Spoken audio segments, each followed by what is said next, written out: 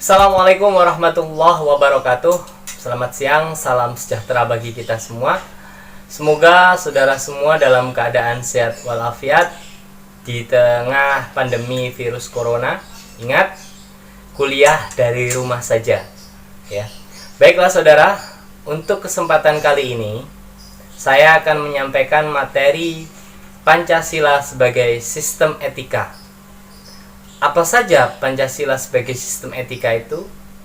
Apa yang melatar belakangi Pancasila dijadikan sebagai sistem etika dalam negara ini? Sebelum saya lanjutkan apa itu Pancasila sebagai sistem etika, tentunya kita semua pasti sudah mengenal yang namanya apa itu etika. Etika merupakan cabang dari ilmu filsafat. Ya, ilmu filsafat adalah ilmu yang mengedepankan logika, dan etika merupakan salah satu cabang ilmu dari ilmu filsafat. Karena filsafat itu ada dua tataran, yaitu filsafat teoritis yang membahas segala sesuatu yang nyata dan keberadaannya. Ini yang kita sebut sebagai ilmu pengetahuan. Dan tataran filsafat praktis ini membahas tentang bagaimana manusia itu bersikap dalam kehidupan bermasyarakat.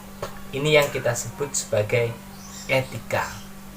Lah, kita akan bahas tentang bagaimana manusia bertingkah laku dalam tata kehidupan bermasyarakat, atau yang kita sebut sebagai etika. Secara etimologi atau secara bahasa, etika ini berasal dari bahasa Yunani, dari asal kata etos. Kata etos kita terjemahkan dalam bahasa Indonesia adat, bisa ada yang menerjemahkan watak, atau ada yang menerjemahkan kesusilaan. Jadi etos ini artinya adat, watak, dan kesusilaan. Secara terminologinya diartikan sebagai pemikiran kritis dan mendasar tentang ajaran atau pandangan moral. Itu yang dinamakan dengan etika. Jadi etika itu ialah ilmu pengetahuan yang membahas tentang bagaimana dan mengapa kita manusia mengikuti suatu ajaran moral tertentu, atau bagaimana kita harus mengambil sikap yang bertanggung jawab berhadapan dengan berbagai ajaran moral. Ini yang perlu digarisbawahi. Jadi etika mengajarkan manusia bagaimana cara bertingkah laku, bersikap dengan dipenuhi dengan rasa tanggung jawab ketika manusia itu berhadapan dengan manusia yang lain, atau bisa dikatakan bagaimana manusia itu memunculkan moralitas dalam kehidupan sosialnya. Selanjutnya, etika dibagi menjadi dua, etika umum dan etika khusus. Kita akan bahas tentang etika umum dulu.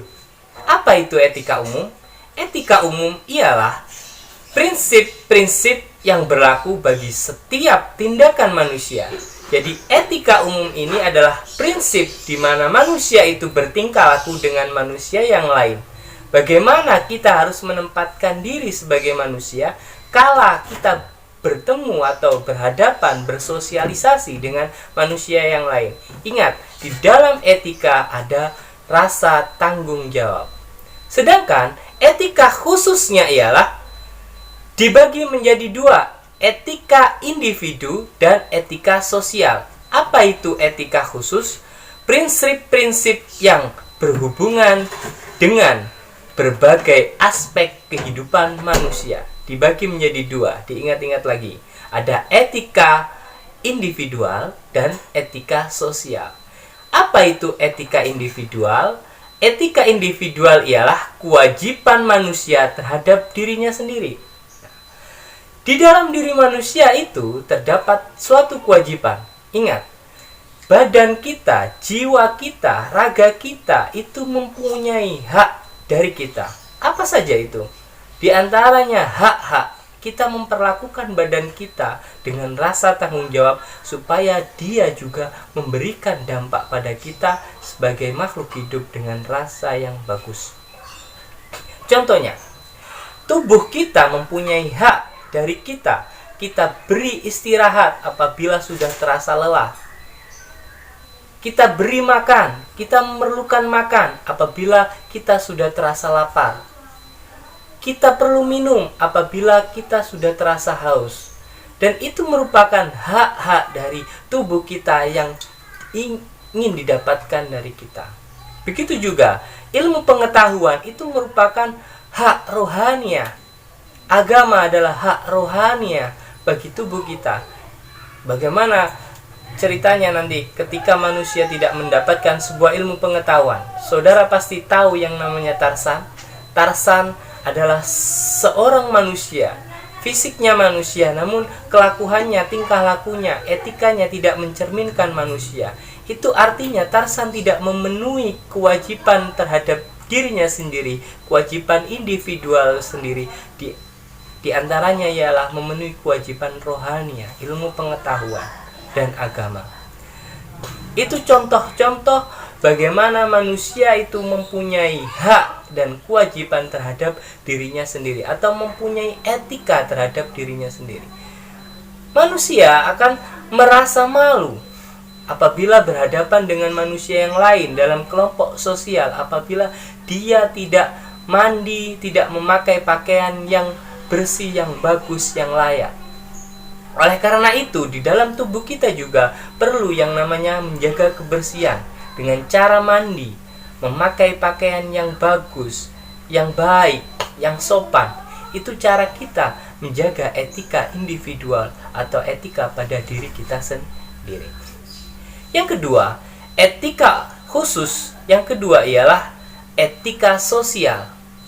Kewajiban manusia terhadap manusia yang lain dalam kehidupan bermasyarakat. Anda pasti tahu atau pernah dengar yang namanya jangan pernah mencubit kalau tidak mau dicubit. Ini artinya kita mempunyai batasan-batasan hidup di mana kita dalam kehidupan bersosial. Sebagai manusia, kita tentu ada hak dan kewajiban. Tentunya hak dan kewajiban kita ini haruslah kita ingin terpenuhi. Ya, kita menginginkan hak dan kewajiban kita ini terpenuhi. Namun jangan sampai salah bahwa dalam memenuhi hak dan kewajiban kita sebagai manusia, tentu kita harus menghormati hak dan kewajiban manusia-manusia yang lain.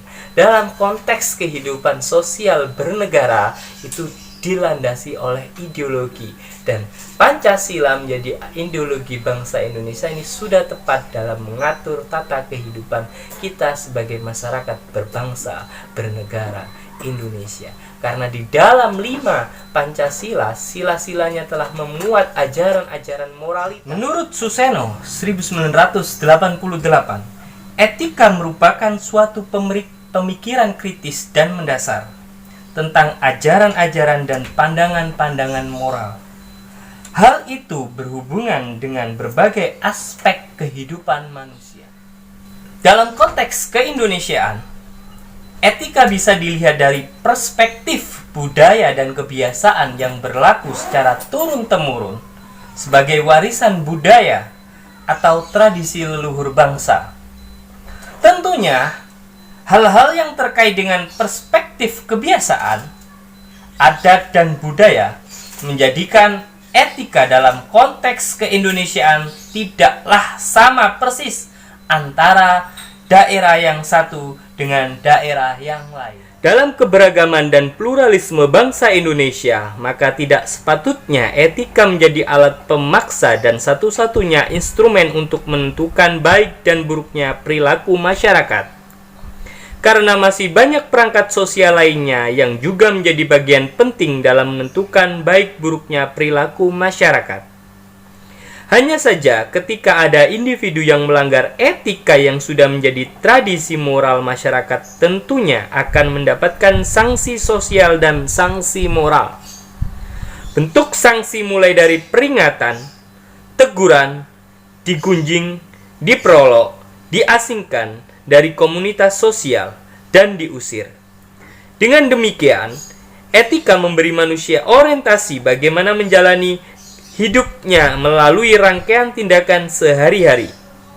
membantu manusia untuk mengambil sikap dan bertindak secara tepat dalam menjalani kehidupannya, dan membantu manusia dalam mengambil keputusan tentang tindakan apa yang perlu dilakukan dan yang perlu dipahami bersama. Nilai dasar Pancasila dijadikan sebagai sumber pembentukan norma etik, norma moral dalam kehidupan bermasyarakat, berbangsa dan bernegara Indonesia. Norma-norma moral dari nilai-nilai Pancasila tersebut selanjutnya digunakan sebagai pedoman atau acuan dalam bersikap dan bertingkah laku dalam kehidupan berbangsa dan bernegara Indonesia. Baiklah, kita lanjutkan makna nilai-nilai Pancasila dalam sistem etika bangsa Indonesia. Kita mulai dengan sila pertama, ketuhanan yang Maha Esa. Di sila ketuhanan yang Maha Esa, segala sesuatu yang berkaitan dengan pelaksanaan dan penyelenggaraan negara yang harus dijiwai dengan nilai-nilai ketuhanan yang Maha Esa. Sila yang kedua, kemanusiaan yang adil dan beradab. Ini menekankan pada kehidupan bernegara dan bermasyarakat didasarkan atas sikap moral, kebajikan, dan hasrat menjunjung tinggi martabat manusia, serta sejalan dengan norma-norma agama dan norma-norma sosial yang lainnya. Sila yang ketiga, persatuan Indonesia. Pemersatu seluruh rakyat Indonesia yang terdapat dari berbagai jenis suku, agama, dan ras. Sila yang keempat, kerakyatan yang dipimpin oleh hikmat kebijaksanaan dalam permusyawaratan perwakilan, menjunjung tinggi harkat dan martabat manusia, mengakui perbedaan, pandangan, dan kepercayaan dari setiap individu, namun perbedaan itu tidak lantas menjadi sekat atau pembatas atau pembeda, namun perbedaan justru akan kita jadikan sebagai pemersatu dalam sila pertama tadi, ketuhanan yang Maha Esa. Ya, kita mengakomodir semua perbedaan religius menjadi ketuhanan yang Maha Esa. Menjunjung tinggi asas musyawarah untuk mengambil mufakat atau musyawarah mufakat. Sila yang terakhir, keadilan sosial bagi seluruh rakyat Indonesia. Ini menjadi sila yang kelima. Keadilan distributif dibagi menjadi 3. Keadilan distributif, hubungan negara terhadap warga negara, yang sudah kita bahas di pendidikan kewarganegaraan. Ada hak dan kewajiban warga negara, ada hak dan kewajiban negara. Keadilan legal, hak dan keadilan warga negara terhadap negara, dan keadilan komutatif, keadilan antara warga negara dengan warga negara lainnya secara timbal balik.